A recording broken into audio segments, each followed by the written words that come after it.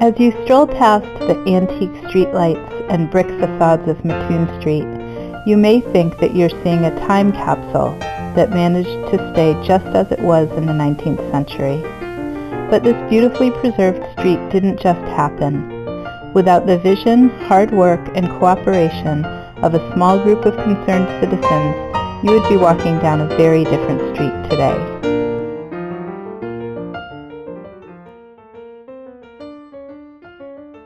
In 1870, wealthy landowner William Mattoon decided to divide some of the land behind his Chestnut Street mansion to meet the demand for housing in the growing city of Springfield. This street is what we know today as Matun Street.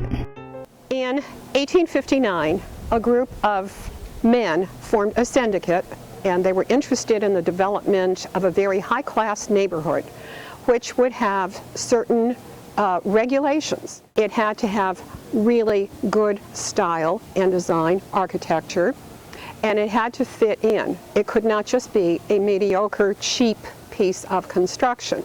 Elliott Street became the cut off of State Street to allow such a development to occur. It was always the intention, however, to have a house of God as part of the neighborhood. One of my favorite buildings in the neighborhood is this church, built in the early 1870s as North Congregational Church and designed by one of America's greatest 19th century architects, Henry Hobson Richardson.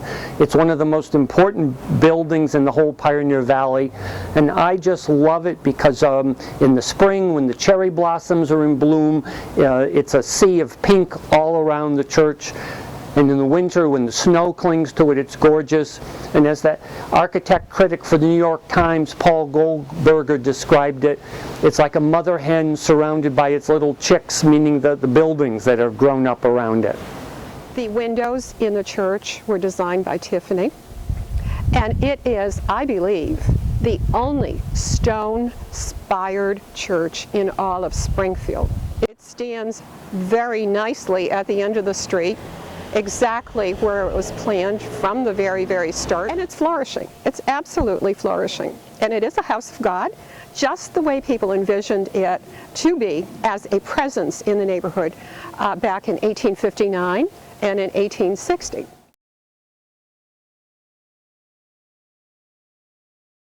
The early 1900s saw the construction of large apartment buildings on Matun, Salem, and Elliott Street.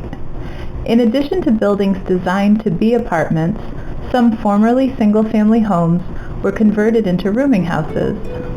During this same period, many grand mansions along neighboring Chestnut Street were demolished, and commercial buildings, a YMCA, several hotels, and many automotive dealerships were built in their place.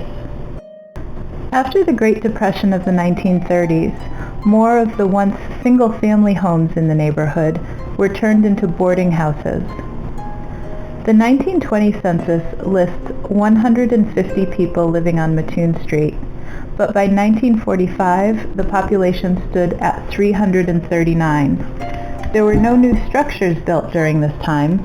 The population more than doubled because homes originally designed to house one small family now held dozens of people. With this overcrowding and transient population came crime. Rapid deterioration and absentee landlords made it difficult to maintain safety, and Matun Street started to become run down. From the 1940s to the 1970s, Matun Street was the kind of street that your parents would have told you not to walk down.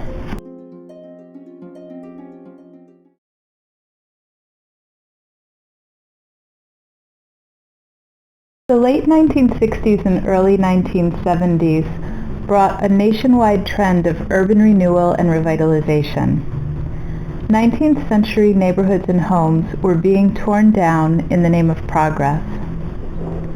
On Matun and Elliott Streets, several buildings were vacant, and some Matun Street buildings were the victims of mysterious fires. One property owner wanted to demolish 2 buildings to turn them into a parking lot. But in 1971, a group of concerned citizens said enough is enough. They stepped up to save Mattoon Street, which became the first historic district in the city of Springfield. The best story about preservation that could happen may be told with the structures behind me. They suffered severe damage, fires. It was a very difficult situation. The backs of the structures were almost not there. And the question was what to do. We had the fires at 45 and 47 Mattoon, which was shocking and so sad because here were two of the most valuable properties of the street burnt out, which only went to prove that by making this a historic district we could ensure that the rebuilding of them would be in line with the historic nature of the street. So there was, again, creativity and quite a bit of investment. And again, the city was extremely supportive and very creative with use of money that came in from the federal government and from the state. And it was decided, again, the best thing to do was simplicity, not pretending. And this is the recommendation of the Secretary of the Interior Standards, not to pretend that new construction is actually old construction, but to set up something compatible. That's exactly what happened. The rears of the structures are their own piece of time that are compatible with the existing structures, and yet if you stand on Mattoon Street and look, you would never know that there was anything except for the purity of the 19th century mood. And that was that they were demolishing houses on Mattoon Street at that time. Mattoon Street was a street of ill repute in Springfield, if that's a term. It was flop houses, some people say apartments, but or rooming houses. But there was prostitution and speakeasies. It was a bad street. When people begin to get frustrated with crime, with deterioration, with abandoned structures, with structures that are empty, there is always talk. And yes, people were saying, why don't they just tear them down? A lot of people who were not informed about historic districts really did not understand it, and they began to question the wisdom of putting so much of the energy into the creation of a district. I moved in early of 1976, and the whole street was coming up at the time. People were buying the homes and fixing them. Some of them still had the original renters, and this twin building, affectionately known as Muscatel Manor, because it was still a rooming house, and there were quite a number of weekly renters who would come staggering home, and that continued for a number of years before someone bought it and refurbished that building. So we did see that change going on in the 70s and 80s. To create a local historic district where the exterior of buildings are protected, here in Massachusetts there's overarching state law that you have to go by, and it basically calls for a study of the area, public hearings to get the property owners' opinions, crafting of an ordinance, and getting a 2/3 vote of the city council. And all of that was done by people in the planning department and people interested in saving the neighborhood back in the early 1970s, with the actual city council vote taking place in 1972. There was a group that I think originated out of the first church in Longmeadow. It was a corporation called MICA. And one of the places they were doing some rehab was here on Mattoon Street. They were picking up houses here and elsewhere, and I became aware of Mattoon Street through them, and one thing led to another, and things came together, and that's how I became involved. And we stopped to decline, and at that time I said, hey, somebody's got to do some things, and I bought a house, number 5, and started the association because only a street with residents caring could turn it around, and it took off. It struck a chord with people who recognized that Springfield had a gem. The idea of creating historical districts to preserve the fabulous fabric that we have of wonderful houses, but also to be part of something that people could be proud of, and not only reap some of the economic returns of having beautiful houses well preserved, but creating neighborhoods where people shared that love of fine architecture. Was tantalizing to me, so I really was quite pleased to join it. Well, Matun Street was the first project, the first district that was to be created, and that was really an easy project in the way because a lot of the people were very interested in preserving this wonderful street. Only when there was an organized structure bringing together people, and basically the owners or residents of the street, could it speak as one voice and be effective. People became involved. People became involved, and it worked.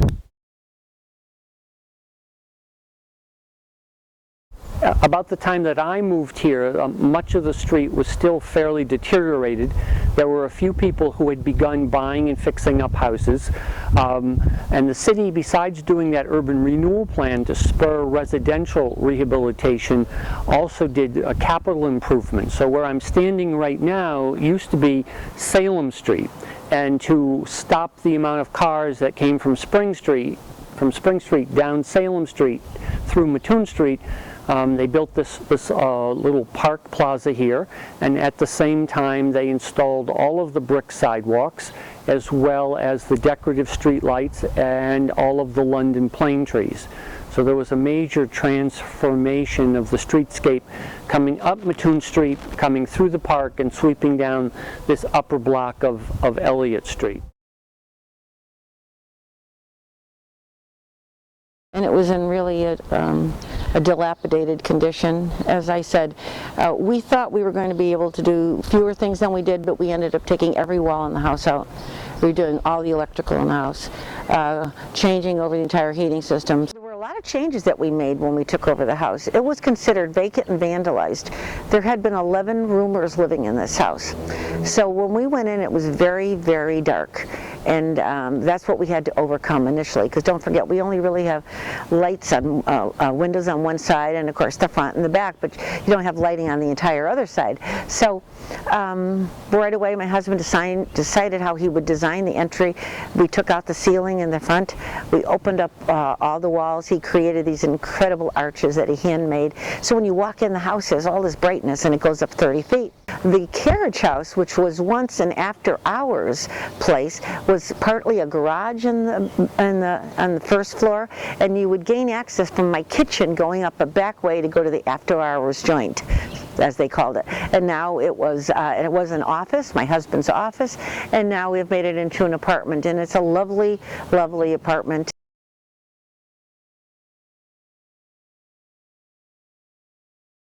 The house was full of furniture. It had been for many, many, many years a lodging house, and the owner had simply closed it up. So every room was crammed full of beds and chairs and old linoleum.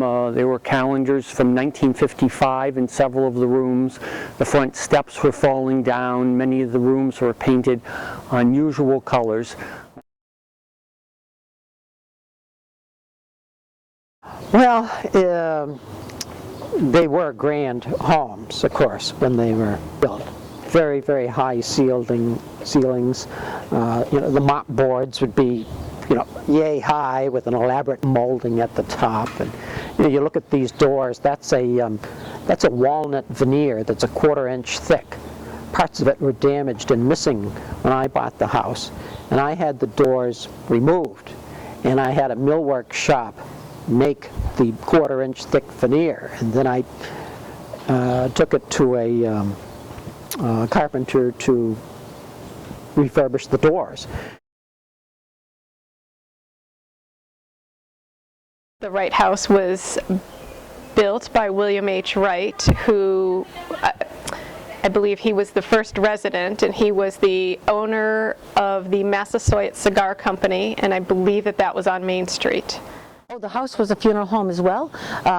It was Sampson's funeral home, and the Sampsons connected with me. They gave me old pictures of the house. It was a boarding house to the Catholic Church, and the nuns used to live here. At some point prior to that, I know that rabbits were bred on the top porch, which I find very interesting. This is 35. We bought this house after owning number 5.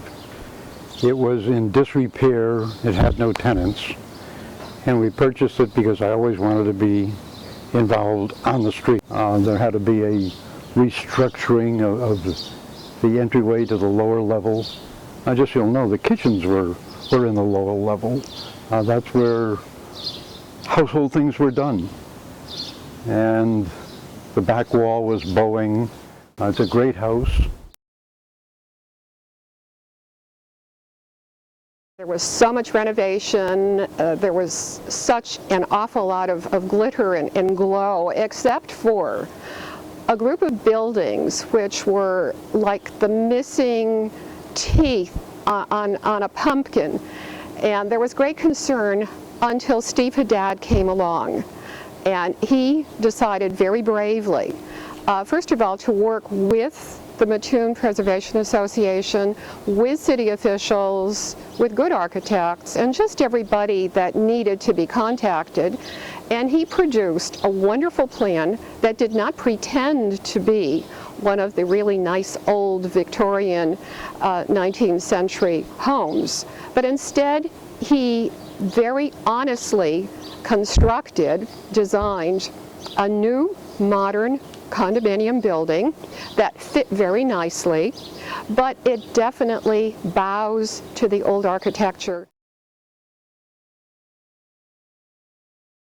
We started early in our career in the project, hosting an arts festival, which has continued to this day. Matun Street Arts Festival just brings such a fantastic, eclectic mix of individuals, and it brings people from all over the country. It is the longest running volunteer arts and crafts show in the entire region, and it's something that we take great pride in because it brings thousands of people down to the street, many of whom have never been here before. And in fact, my understanding was the people who started the festival, that was their intent, to bring people to what was then a fairly still, distressed street, to highlight it and make people realize what a great asset it was. The committee would vary in size, but I would say that there were, 8 to 12 people, usually, and usually the same people. And sometimes it would cover from Chestnut Street to the corner, and sometimes it would go around the corner. It was quite festive. We usually have some entertainers too, and by midday to early afternoon, the street would be pretty crowded.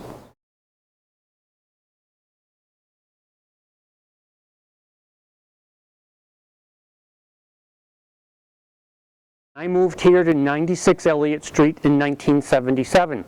I was working for the Springfield Planning Department, looking for a place to move in, and this house had been taken by the city as well as 5 others to do an urban renewal plan because they were run down. This one was vacant for more than almost 20 years. I've lived in the neighborhood since 2003. What I really like about living in a historic home, specifically in the interior, are the architectural features. I have 3 beautiful fireplaces that are hand carved. They're intricate. The woodwork is beautiful. The craftsmanship you just can't find today. I moved to Matun Street in 1995, and our neighborhood is one of the little pockets that we have here in Springfield. They have those historical houses. I moved on to Matun Street in 1978. My husband was a general contractor, and he had decided to come here and live here and use Springfield as his home base, and we thought what better way for him to start his construction company is to redo one of the buildings on this street. I lived on Matun Street from 1995 to 1998, briefly moved down to the south end, and then came back August of 2011. The things I like best about the street are the friendliness of other neighbors and their many, many dogs.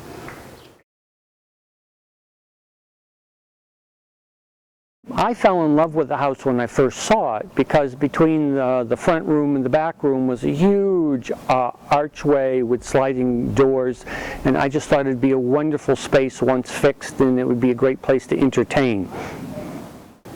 I love the wood. Treat for the eyes, and it makes you feel like, well, your house is part of the Springfield history. We have, as citizens of Springfield, an obligation to make it a better community and to be more and take greater pride in all of our neighborhoods and to try to do there and build what's been built on Matun Street. Historic aspect, I think, is very important as far as drawing an arts and cultural eclectic mix to the city of Springfield, and it's also good for our residential tax base. These are beautiful homes and historic areas that not only add to the aesthetic quality of the city, but also add to the bottom line of the city budget. We're a city with a almost 300-year history, and these homes represent almost a half of that history. If we are going to look at our past and cherish it, what better way than to preserve the homes of the people who made that history? Historic preservation goes a long way towards distinguishing Springfield and saying, you know, this is an important role that we played in history, and here's proof of that. It's just nicer when you're going about your everyday business when you can look at a cool building or see something that's been around for 200 years. Not everybody has that luxury. Well, if the historic district was not created at the time that it was created, and there were many skeptics, what we are enjoying today probably would not be standing. As this neighborhood enters its third century, residents continue the effort to preserve the street. Renovation, restoration, and general pride in ownership, community, and family will ensure Matun Street's continued existence.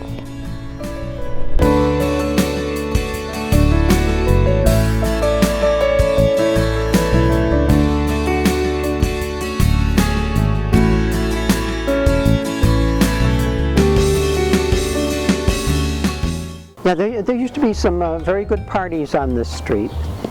We had that big bathtub full of champagne. That was our before party. Yes, you had many wonderful parties at your house.